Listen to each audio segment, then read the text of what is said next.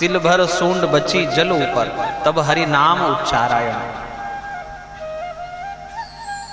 उसे अपने प्रारब्ध का ध्यान हो आया और अपने मन को बुद्धि में, बुद्धि को आत्मा में स्थिर करके और भगवान को आधार बनाकर उसने बड़ा सुंदर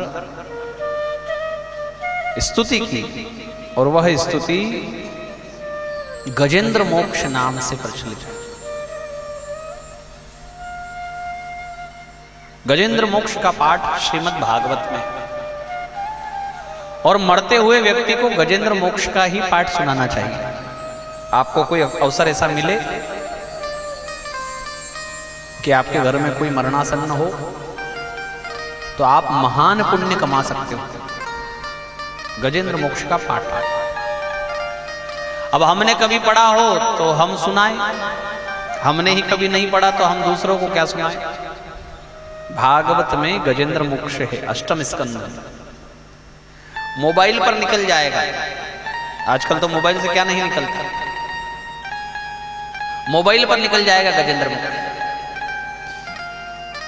उस पाठ को थोड़ा सरल कर लो और आराम आराम से किसी मरते हुए व्यक्ति को सुनाओ। अच्छा, किसी के प्राण नहीं निकलते हैं, ऐसा भी देखा हमने। लोगों के फोन आते हैं कि 4 दिन से बहुत परेशान हैं, डॉक्टर भी जवाब दे चुके हैं किंतु इनके प्राण नहीं निकलते, कष्ट में। तब भी उनको गजेंद्र मोक्ष का पाठ सुनाना चाहिए। कष्ट में है ना, तब भी गजेंद्र मोक्ष का पाठ। अच्छा, गजराज स्वयं किस में था?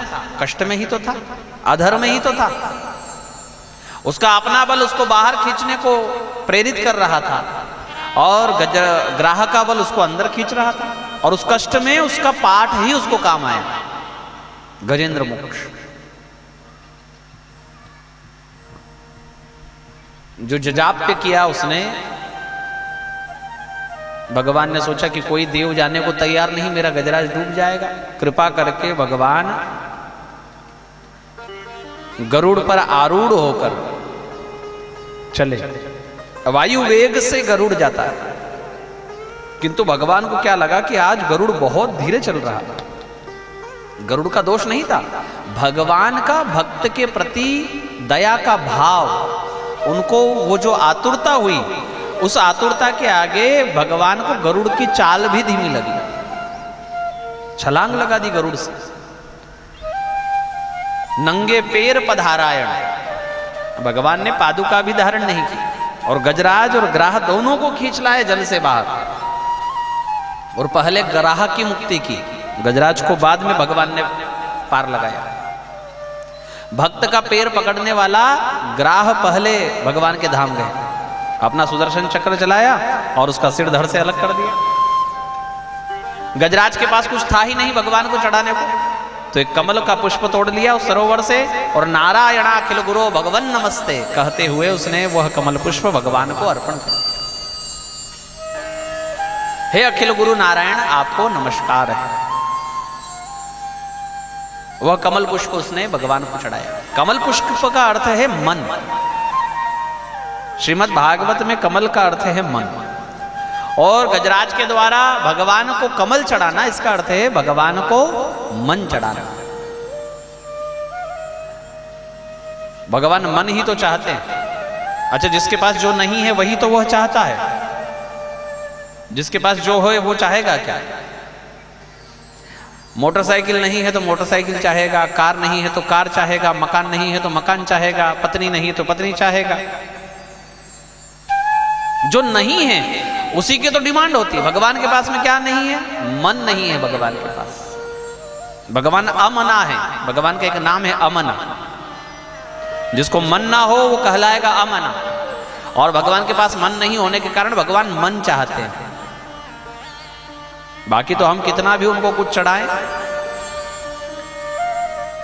कोई हेतु नहीं है। केवल मन ही एक ऐसी वस्तु है जिसको वो चाहते हैं, और अगर कृपा हो जाए किसी के ऊपर और वो अपना मन चढ़ा दे तो भगवान उसको स्वीकार करते हैं। वास्तविकता में उसी को भगवान अपना भक्त कहते हैं जिसने मन चढ़ाया है। धन चढ़ाने वाले बहुत हैं, तन चढ़ाने वाले भी बहुत हैं, मन चढ़ाने वालों की कमी है। और एक बार कोई मन भगवान को चढ़ा दे तो फिर समस्या क्या बचेगी? घर में क्या दिक्कत फिर बच जाएगी? कुछ ऐसा बचेगा कि सभी समस्याओं का मूल है मन। मन के हारे हारे मन के जीते जी, मन ही मिलाए ईश से मन ही कराए प्रिय।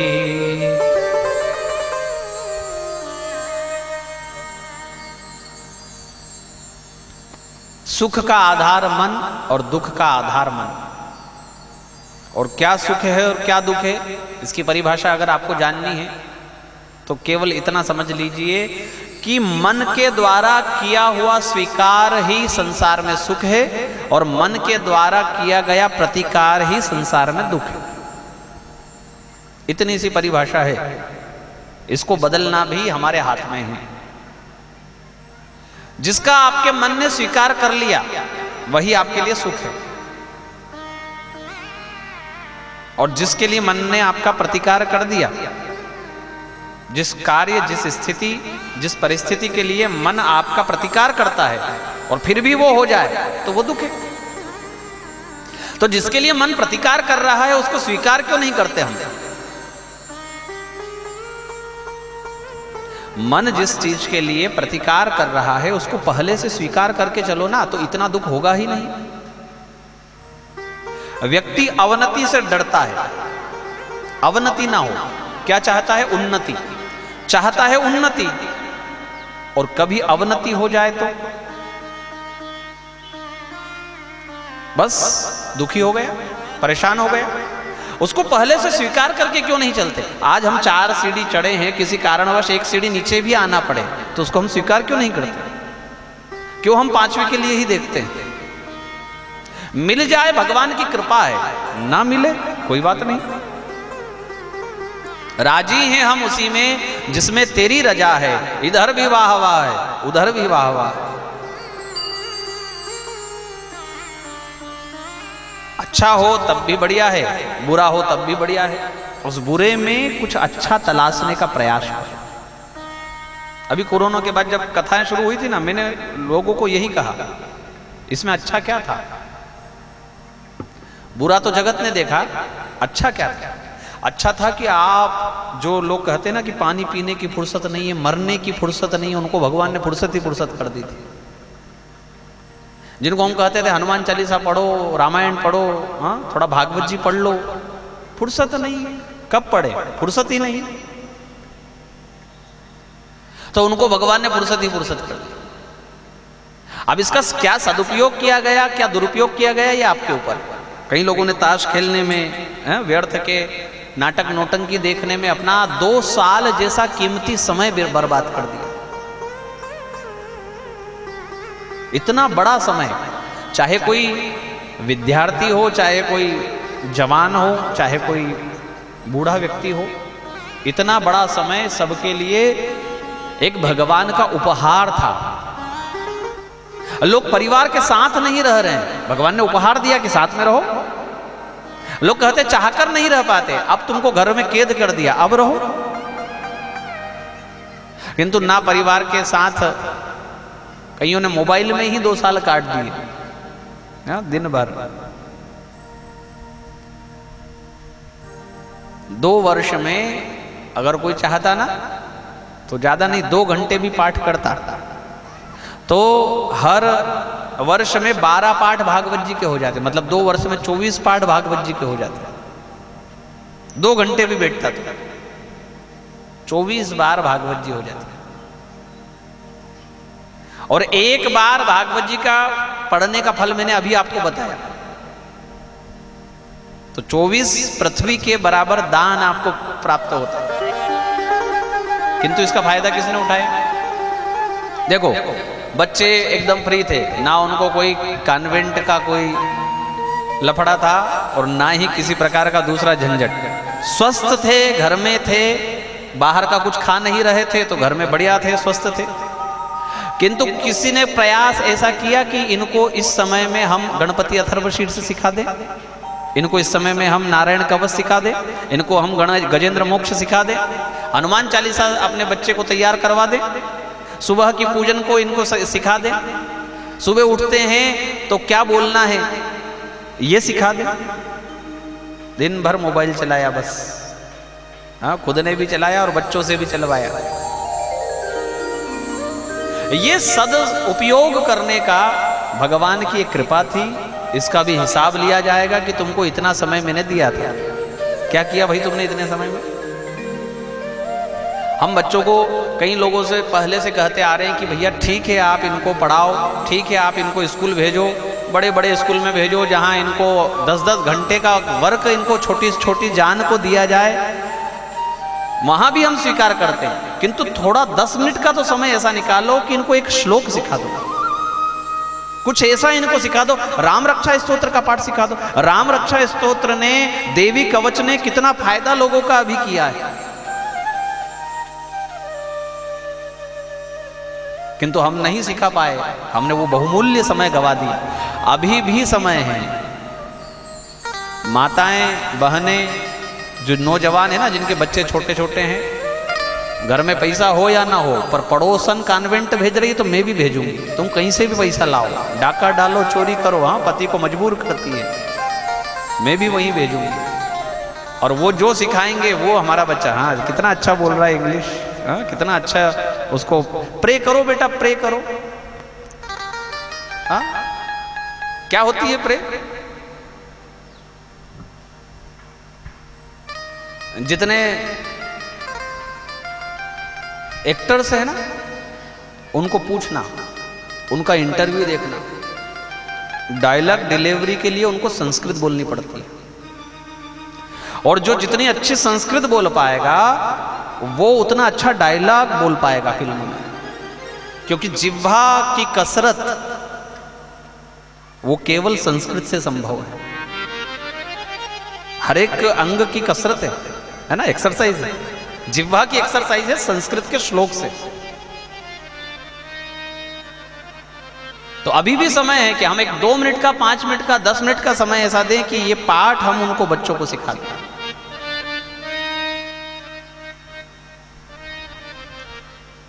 कितने लोग तैयार हैं? किसी को हमारी बात समझ में आ रही है? कितने लोग तैयार? हाथ उठाकर बताओ।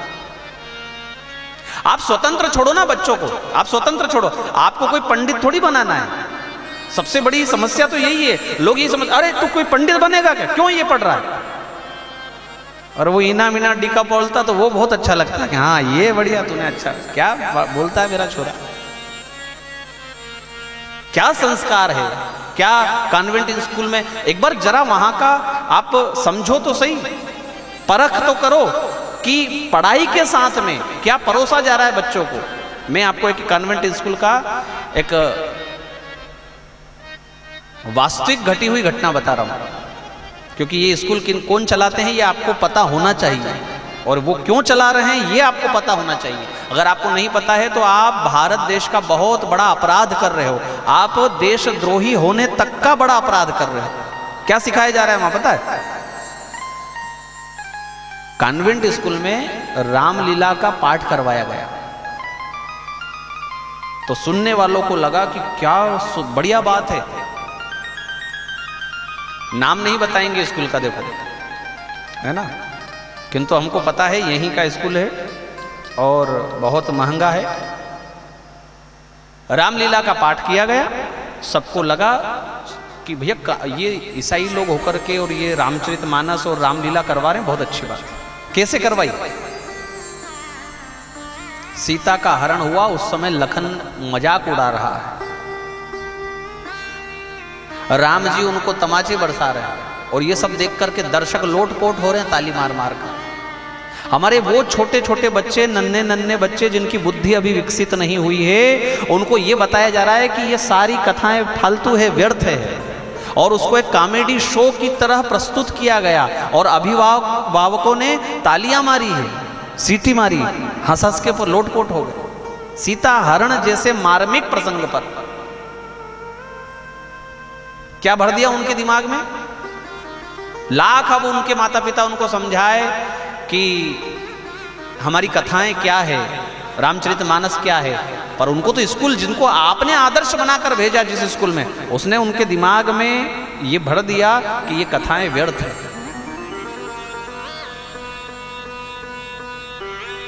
इतना हमको दुख हुआ कि शब्दों में भी हम आपको नहीं बोल सकते, और कर तो कर ही क्या सकते हैं, हाँ, कानून से सब लोग लाचार हैं। किंतु हम ये समझें कि हम कौन से स्कूल में पढ़े हैं, या हमारे पिताजी कौन से स्कूल में पढ़े हैं, क्या वो कोई कलेक्टर नहीं बन पाए क्या वो कोई ऑफिसर नहीं बन पाए क्या वो एक भाषा ही तो मात्र है ना इंग्लिश। कितने समय में उसको ट्रेन किया जा सकता है बच्चे को। संस्कृत जैसी कठिन भाषा में जब हम बच्चों को ट्रेन कर सकते हैं तो इंग्लिश का तो कोर्स ही कितना है। हाँ, एक भाषा के सम्मान में उसको लिया जाए, बिल्कुल लिया जाए, उसका विरोध नहीं है, किंतु हमारी संस्कृति से वो विलग ना हो जाए इस चक्कर में, इस धरती से उसका नाता कट ना जाए।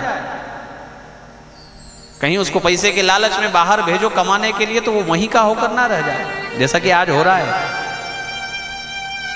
पिता कहता फिरता है चारों तरफ, मेरा तो बेटा इंग्लैंड में है, मेरा तो ऑस्ट्रेलिया में, इतना पैकेज है, और उसको कहो कि बेटा मेरा इच्छा है तेरा मुंह देखने की, तेरी मैया का आखिरी समय है, तो आएगा क्या? पापा हो जाएगा तब आ जाएंगे ना। अब आप भी समझते हो यहाँ से कोई छुट्टी मिल रही क्या? छुट्टी तो तभी मिलेगी जब उनको कुछ हो जाएगा।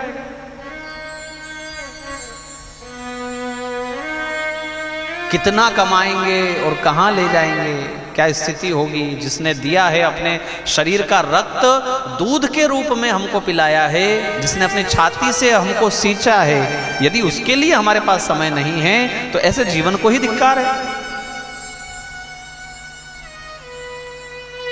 युवान भाई बहन हो और उसके माता पिता का एक आंसू जमीन पर टपक जाए तो उसकी जवानी को धिक्कार है।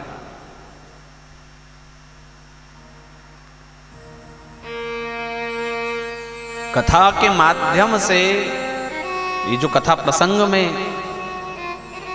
हम आपको बता रहे हैं, बहुत चिंतन मनन का विषय है। हम अपने आप से तय क्यों नहीं करते कि हमको इतनी उन्नति करनी है। वैसे तो जिन्होंने बहुत कर लिया है, क्या वो भी अब घर बैठ गए हैं क्या? बस कर दिया उन्होंने भी, फैक्ट्रियां बंद कर दी कि अब तो हमारी 50 पुश्तें खा जाएंगी।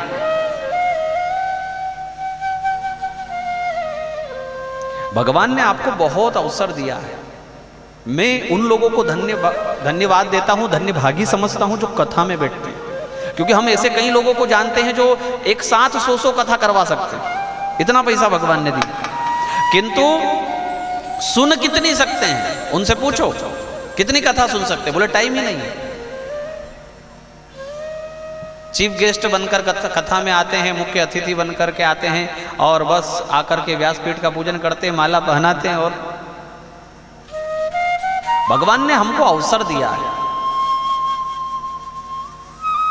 जो सद्भागी की परिभाषा है ना, लोग कहते हैं कि बढ़िया भाग्य है आपका, भाई भगवान की कृपा है आप पर।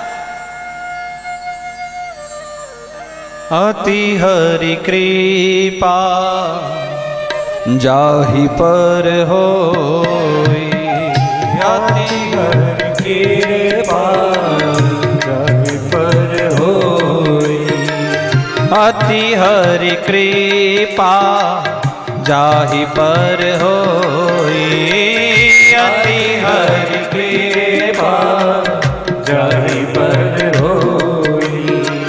पाँव दे मार्ग सोई, पाँव दे मार्ग सोई, पाँव दे मार्ग सोई, पाँव दे मार्ग सोई। अति हरि कृपा जाहि पर होई, अति हरि कृपा जाहि पर होई।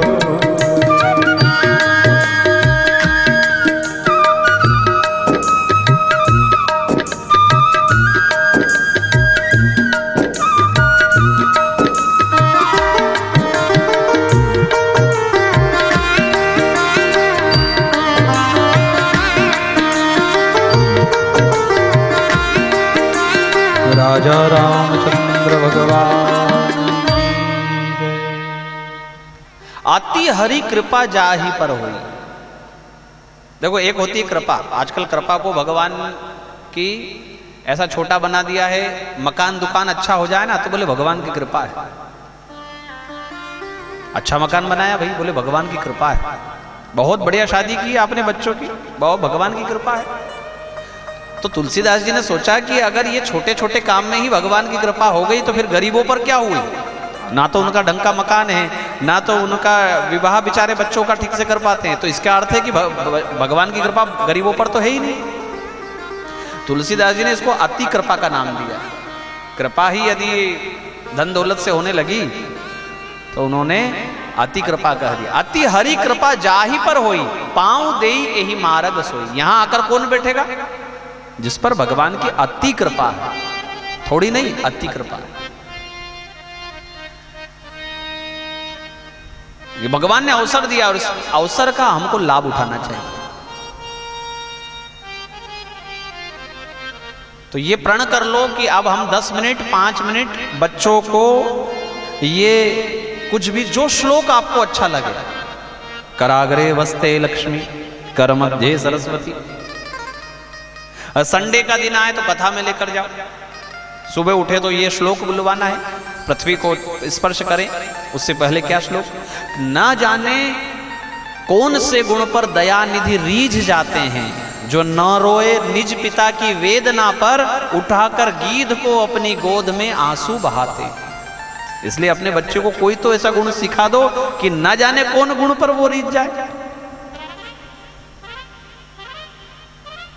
ये महत्ता तो उनको आनी चाहिए। धरती क्या है, आकाश क्या है। और अगर आप इसको बौद्धिक स्तर पर लेना चाहो, ये समझना चाहो कि इससे होता क्या है, तो ये है धन्यवाद रूप जीवन जीना, कृतज्ञता का भाव ज्ञापित करना। ये सकल सृष्टि के प्रति कृतज्ञ हैं हम, कृतज्ञ नहीं हैं। और कृतज्ञता का भाव यदि उनको धरती के प्रति होगा, आकाश के प्रति होगा, तो माता पिता के प्रति तो 100% होगा कि जिसने पैदा किया है, जिसने हमको इतना लाड़ दुलार ममता लुटाई है हमारे ऊपर, इतना प्रेम किया है, उनके प्रति तो कृतज्ञता का भाव होगा ही होगा। भारत तो वो देश है जहां मरे हुए को भी 3 पीढ़ी तक कृतज्ञता के भाव से जल दिया जाता है भाई। विदेशों में तो 1 पीढ़ी का भी कोई लेना देना नहीं। हाय मॉम, हाय डैड बोल करके छुट्टी, संडे के दिन मिलने चले जाओ। किंतु भारत वह देश है जहां 3 पीढ़ी तक जिनको देखा भी नहीं है उनको भी जल देने की परिपाटी है, उनको भी पिंडदान देने की परिपाटी। इतना कृतज्ञ देश है हमारा, इतना झुकना जानता है कि किसी ने हमारे लिए कुछ किया है तो उसको क्या देना है, उसका सम्मान कैसे होना चाहिए। इसी मनवंतर लीला में आगे जाकर समुद्र मंथन की कथा है, और इस समुद्र मंथन वास्तविकता में मन की मंथन है। कथा ऐसी है कि देवताओं ने भगवान से प्रार्थना की कि बार बार का ये युद्ध हमको थका दिया हमको, और युद्ध तो थका ही देता है। अभी चल रहा है, पूछो किसी से जो युद्ध लड़ रहा है, उन देशों से पूछो क्या हो रहा है युद्ध। हथियार चाहे कैसे भी बना लिए हों, तैयार कर लिए हों, किंतु थकना दोनों को पड़ रहा है। जो मार रहा है वह भी थक रहा है, और जो मार खा रहा है वह भी थक रहा है। देवताओं ने कहा कुछ ऐसा उपाय हो जाए। भगवान ने कहा अमृत पी लो। कैसे निकलेगा? बोले समुद्र मंथन से। मंदराचल पर्वत की बिलोई बनाओ और वासुकी नाग की रस्सी, और उससे जब समुद्र मथा जाएगा तब उसमें से अमृत निकलेगा। मंदराचल पर्वत का नाम सुनते ही देवताओं को पसीने छूट गए। उठेगा हमसे? बोले नहीं उठेगा। फिर बोले उठाना तो छोड़ो, उसको तुम बिलोई बना करके घुमाओगे भी कैसे? तुमसे वो भी नहीं हो पाएगा। तो नाथ इसका रास्ता भी तो बताओ। बोले अपने सोतेले भाई दैत्यों को जाकर कहो और उनको साथ में मिलाओ, तब काम होगा। अरे उनको साथ मिला लेंगे तो फिर अमृत निकालने का मतलब ही क्या रहा? उनको भी देना पड़ेगा। तब भगवान ने बड़ी एक सुंदर कथा सुनाई और इस बहाने से नीति, देखो नीति क्या भगवान बताते हैं। भागवत में नीति भी बहुत सारी हैं। जीवन में जीने के लिए भगवान ने कहा कि शत्रु को भी अच्छे कार्य के लिए अगर मित्र बनाना पड़े तो उसके लिए पीछे नहीं हटना चाहिए। कार्य अगर अच्छा हो, समाज के हित में हो, देश के भले के लिए हो और शत्रुओं को उसमें जोड़ना पड़े, जोड़ लो। इसलिए अच्छा कोई बिल पास करवाना होता है ना, तो पक्ष के नेता विपक्ष वालों को हाथ जोड़ते हैं, थोड़ा सा इसमें हमारा सहयोग करो। कथा सुनाई भगवान ने अहि मूषक की। यहां पर अहि यानी सर्प, मूषक यानी चूहा। बोले एक किसी सर्प की पेटी में, बांस की टोकनी में एक सर्प की पेटी में गलती से कहीं से एक चूहा घुस आया। अब वो तो घबरा गया काल को सामने देखकर कि मैं तो चलकर मौत के मुंह में आ गया। सर्प ने उसको कहा तू चिंता ना कर, देख तू भी फंसा है, मैं भी फंसा हूं और तू काट सकता है इस टोकनी को, तू भी मुक्त हो जाएगा, मैं भी मुक्त हो जाऊंगा। चूहे ने कहा ये तो बढ़िया बात है, जान भी बच गई। तो उसको मित्र बना करके चूहे से वो टोकनी कटवा दी और जैसे ही चूहा और सर्प बाहर निकला, सर्प ने सबसे पहले चूहे को खाया। काम भी हो गया और उसकी भूख भी मिट गई। ये उदाहरण इसलिए दिया है कि कार्य यदि अच्छा हो तो उसमें शत्रु पक्ष को भी सम्मिलित करने में बुराई नहीं है। शत्रुओं को जाकर, देवत्यों को जाकर कहा, मना लिया, वो भी मान गए, सबने मिलकर के मंदराचल पर्वत उठाया, किंतु ये लोग इतने थे तब भी मंदराचल पर्वत उनसे उठा नहीं। यहां भगवान का अजित अवतार हुआ और उन्होंने खेल ही खेल में उस पहाड़ को उठाकर गरुड़ पर रख लिया और जाकर वो उसे समुद्र में छोड़ दिया। जैसे ही वासुकी नाग की रस्सी बनाकर उसमें उसको मथना प्रारंभ किया, वो समुद्र में धंसने लगा। तब भगवान ने कच्छप अवतार लिया। बोले कच्छप भगवान की जय। दैत्यों ने पकड़ा पूंछ का हिस्सा और देवों ने पकड़ा मुख वाला हिस्सा। तो भगवान ने कहा कि मूर्ख हैं ये देव लोग, काले पड़ जाएंगे और मर जाएंगे कई लोग। तो जब ये वासुकी नाग से जब विष निकलेगा ना, तो भगवान ने कहा तुमने ठीक किया है देवताओं, और वैसे भी तो तुम श्रेष्ठ हो, सद्गुणी हो, बड़े पिता की संतान हो, इसलिए तुमको सर्प का मुख वाला हिस्सा ही पकड़ना चाहिए। दैत्यों ने सुना हम कोई छोटे बाप की औलाद हैं, हम भी उसी पिता की संतान हैं जिनकी ये संतान है, आखिर को हम भी तो कश्यप ऋषि की संतान है। ए हटो तुम लोग, हम पकड़ेंगे मुख। भगवान ने धीरे से देवों को इशारा किया, आ जाओ इधर। देखी चतुराई आपने। यहां पूरा समुद्र मंथन में नीति की कथा है और समुद्र मंथन बहुत बड़ी कथा है। समुद्र मंथन हमारे जीवन काल में बहुत कुछ सिखाने वाली है।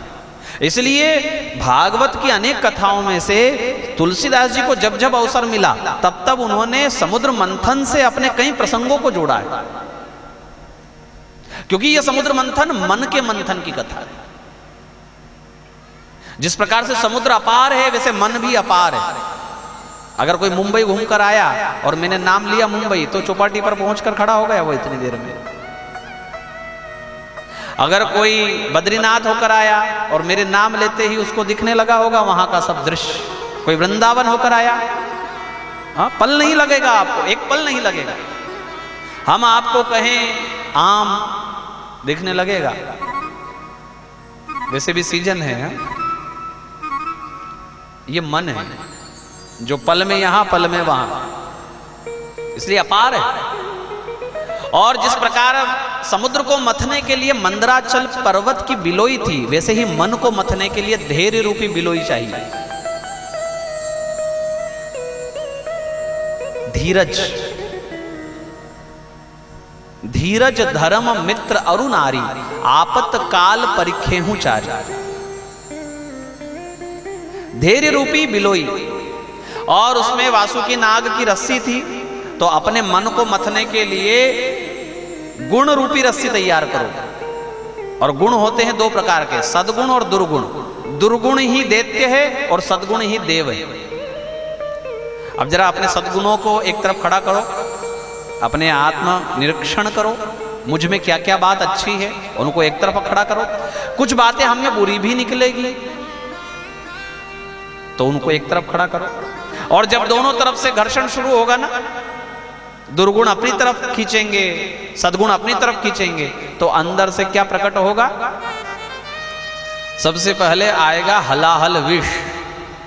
समुद्र मंथन में सबसे पहले क्या निकला? अमृत नहीं निकला। उसी प्रकार मन के मंथन से सबसे पहले निकलेगा अंदर की बुराई रूपी विष। बुरा जो देखन में चला, बुरा न मिलिया को, जो मन खोजा अपना, मुझसे बुरा न को।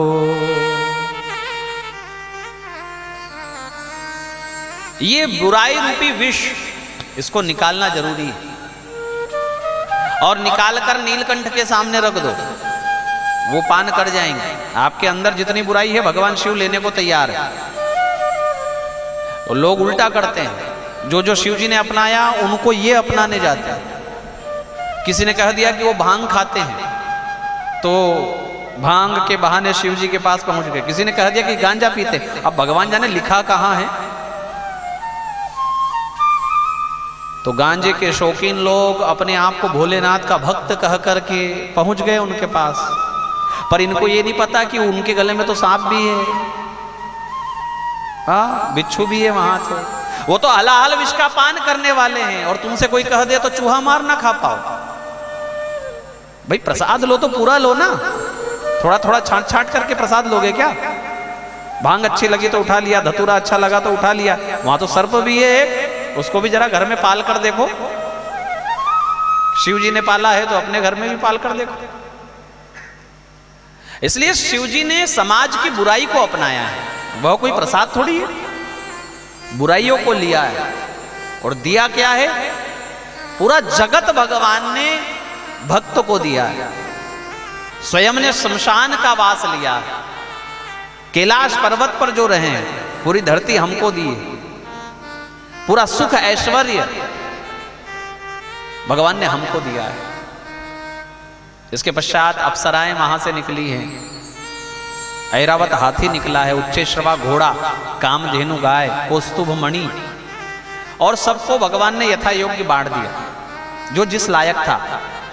दैत्यों को उच्चैश्रवा घोड़ा दे दिया, ऐरावत हाथी दे दिया इंद्र को, अप्सराएं दे दी स्वर्ग को, मदिरा भी यहीं से निकली है। दैत्यों ने कहा इस पर तो हमारा जन्मजात अधिकार है, उनको वो दे दी गई। पश्चात लक्ष्मी जी निकली, ततश्चाविर्भूत साक्षात श्री रमा भगवत परा, रंजयन्ती दिशः क्रांत्या विद्युत सौदामिनी यथा। एकादशी से पूर्णिमा तक और एकादशी से अमावस्या तक इस श्लोक का पाठ करने से घर में सदलक्ष्मी का वास होता है। फिर आपका घर का पैसा बुरी जगह नहीं जाएगा, अच्छी ही जगह लगेगा। 8वें स्कंद के 8वें अध्याय का 8वां श्लोक है ये, 8-8-8। क्या कहता है श्लोक? ततश्चाविर्भूत साक्षात श्री रमा भगवत परा, भगवान को परायण श्री रमा लक्ष्मी का प्रादुर्भाव हुआ। कहां से? समुद्र से। रंजयंती दिशा क्रांत्या, जिनके प्रादुर्भाव मात्र से दशों दिशाओं में प्रकाश फैल गया। कैसे? विद्युत सौदामिनी यथा, जैसे विद्युत कौंध जाए तो अंधेरे में भी प्रकाश हो जाए, उसी प्रकार से वहां भीषण मंथन के द्वारा जो अंधेरा व्याप्त था वो लक्ष्मी जी के प्रादुर्भाव से प्रकाश में बदल गया। उनको देखते ही सब लोग ऐसे रीझ गए, किंतु ये तो लक्ष्मी जी के ऊपर था, हाथ में माला थी, किसका वर्ण करे? दैत्यों को छोड़ा, देवताओं को छोड़ा, ब्रह्मा जी को तो बूढ़ा देखा और शिव जी ने सिर झुका लिया, कोई लायक नहीं। एक ही थे जो लक्ष्मी जी को नहीं देख रहे थे, बाकी सब ऐसे थे जो लक्ष्मी जी को देख रहे थे, और जो नहीं देख रहे थे उनका नाम था नारायण। इसलिए वास्तविकता में नारायण के भक्त लक्ष्मी को नहीं देखते। आ रहा है कि नहीं आ रहा है वो भगवान की कृपा, ना आए तब भी ठीक है, आए तब भी बहुत बढ़िया है। नारायण के अर्थात कृष्ण के भक्त पैसे के प्यासे नहीं होते। अगर आपको पैसे का चाह है तो उसका उपाय मैंने अभी आपको बता दिया। एकादशी से अमावस्या पर्यंत, एकादशी से पूर्णिमा पर्यंत इस श्लोक का गान किया जाए तो आपको पैसा मिलेगा। किंतु यदि नारायण के आप जापक हैं, उपासक हैं, नारायण के आपका आराध्य है, कृष्ण को चाहने वाले हैं, उनकी मुस्कान को चाहने वाले हैं, उनकी निराली अदा को देखने वाले हैं, तो फिर लक्ष्मी, जिसको भगवान की मुस्कान का जादू हो गया ना, उसको लक्ष्मी पैसा कुछ नहीं लगेगा। तेरी मंद मंद मुस्कनिया पे, तेरी मंद मंद मुस्कनिया पे बलिहार सांवरे, बलिहार सांवरे, बलिहार सांवरे, बलिहार सांवरे। तेरी मंद मंद मुस्कनिया पे, तेरी मंद मंद मुस्कनिया बलिहार सांवरे, बलिहार सांवरे, बलिहार सांवरे, बलिहार सांवरे। तेरी मुस्कनिया पे, तेरी मुस्कनिया पे बलिहार मुस्कनिया पे सांवरे, तेरी मुस्कनिया पे हो, तेरी मंद मंद मुस्कनिया पे, तेरी मंद मंद मुस्कनिया पे बलिहार सांवरे, बलिहार सांवरे, बलिहार सांवरे, बलिहार सांवरे।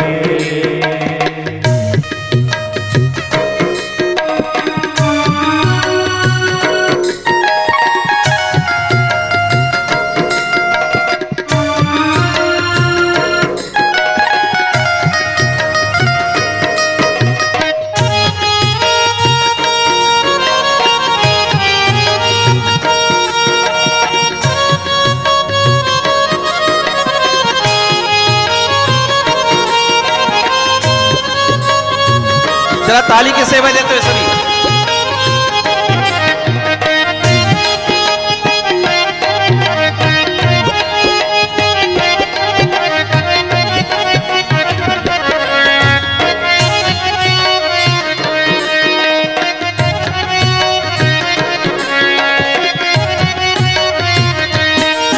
तेरे बाल बड़े घुंघराले लगते हैं प्यारे प्यारे, तेरे बाल बड़े घुंघराले लगते हैं प्यारे प्यारे, तेरे बाल बड़े घुंघराले लगते हैं प्यारे प्यारे, तेरे बाल बड़े घुंघराले लगते हैं प्यारे प्यारे। तेरे कुंडल की जलकनिया पे, तेरे कुंडल की जलकनिया बलिहार सांवरे, बलिहार सांवरे, बलिहार सांवरे, बलिहार सांवरे। झूमते हुए भाव से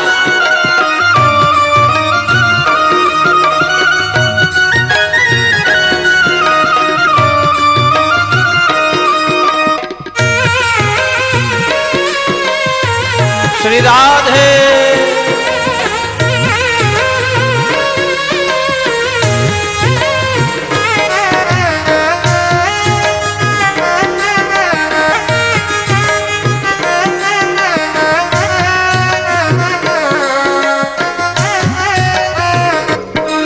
तेरे नैन बड़े कजरारे दो मटके कारे कारे, तेरे नैन बड़े कजरारे दो मटके कारे कारे, तेरे नैन बड़े कजरारे दो मटके कारे कारे, तेरे नैन बड़े कजरारे दो मटके कारे कारे, तेरी तिरछे से चितवनिया, तेरी तिरछे से चितवनिया पे बलिहार सांवरे, बलिहार सांवरे, बलिहार सांवरे, बलिहार सांवरे।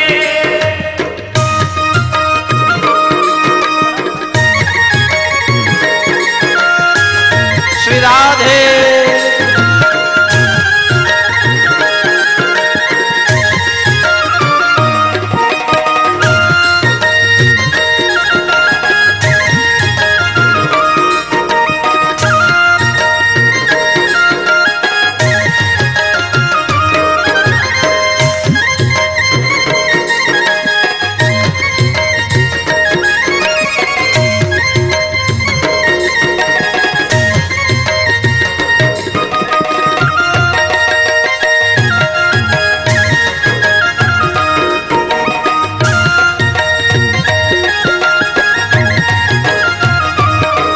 तेरी चाल अजब मतवारी लगती है प्यारी प्यारी, तेरी चाल अजब मतवारी लगती है प्यारी प्यारी।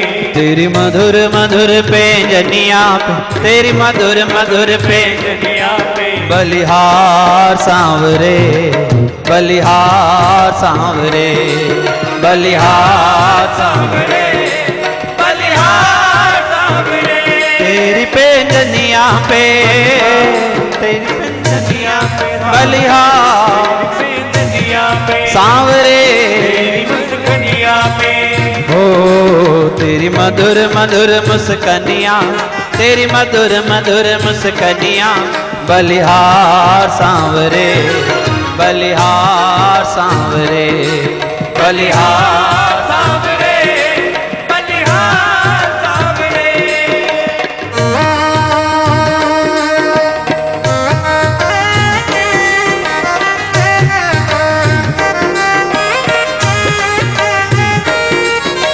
हरि बोल।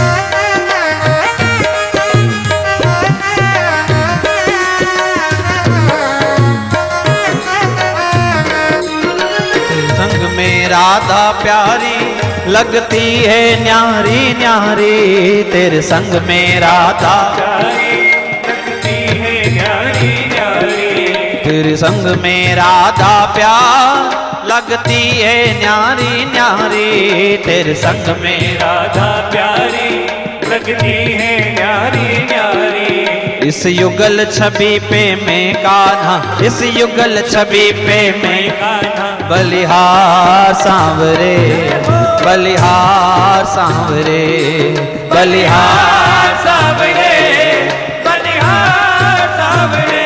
तेरी मुस्कनिया पे, तेरी मुस्कनिया पे, तेरी मधुर मधुर मुस्कनिया पे, तेरी मधुर मधुर मुस्कनिया बलिहार सांवरे, बलिहार सांवरे, बलिहार सांवरे, बलिहार सांवरे, बलिहार सांवरे, बलिहार सांवरे, बलिहार सांवरे, बलिहार